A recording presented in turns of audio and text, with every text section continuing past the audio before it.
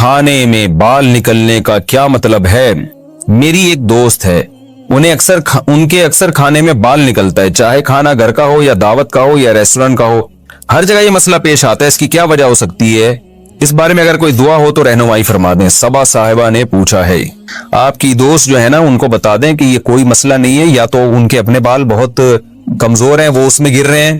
یا کوئی باورچی ایسا ہے جو سر پہ کیپ پہنے بغیر نماز کھانا بنا رہا ہے، اس کے بال گر رہے ہیں،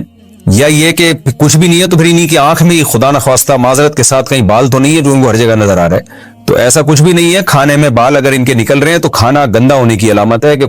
کہیں سے بال گر رہے ہیں اس کے اندر، یا ان کی نظر بہت تیز ہے، وہ بال جو عام لوگوں کو نظر نہیں آتا ان کو نظر آ رہا ہے، تو بس بال نکلا کرے تو باورچی سے جا کے پوچھا کرے، بھائی صفائی کا خیال کرو، اور یہ کیا کر رہے ہو، تمہارے بال کیوں گر رہے ہیں اس کے اندر، یا یہ کھاتے ہوئے ان کے اپنے نہ گر رہے ہوں کہیں، اور کوئی جادو جن ٹونا وونا یہ سب یہ جو ہے نا اس کے نام پہ روحانی علاج والے ان کو الو بنائیں گے اور اب ان کی دکانیں چلیں گی۔ تو اس لیے فکر چھوڑ دیں اس کی، کھانا کھا لیا کریں آرام سے، اور دیکھیں کہ بال آ کہاں سے رہے ہیں۔ مکھی گر گئی تو پورا ڈبو کر نکالیں گے۔ میں نے ایک حدیث سنی ہے کہ مکھی کسی پینے کی چیز میں چلی جائے تو اسے پورا ڈبو کر باہر نکال دینا چاہیے، تو پھر وہ چیز استعمال کر لیں، اس بارے میں تفصیل سے بتا دیں۔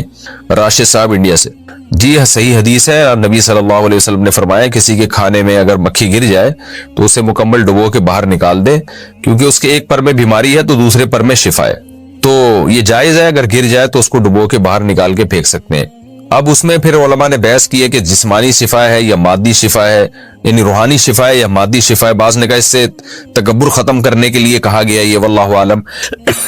اب یہ تو قیامت کے دن ہی پتہ چلے گا۔ تو خلاصہ بہرحال حدیث کا یہی ہے کہ اس عمل میں کوئی حرج نہیں ہے،